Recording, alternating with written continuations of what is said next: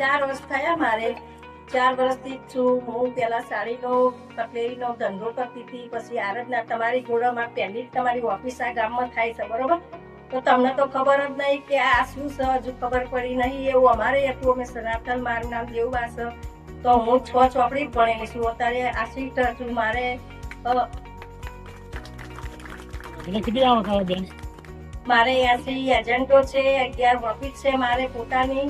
અને અત્યારે હાલ 1 મહિનાની 1 લાખ રૂપિયા આવક છે એવું નહીં કે આપણે ભણેલા હોય એ કરી કે ના ભણેલા હોય એ કરી કે આપણે આરાધનામાં જોડાવો આ બેન જોડાયા એના નીચે તમે કામ કરી તો તમારે એક ઓફિસ 5 ઓફિસો ખવી જોઈએ આગળ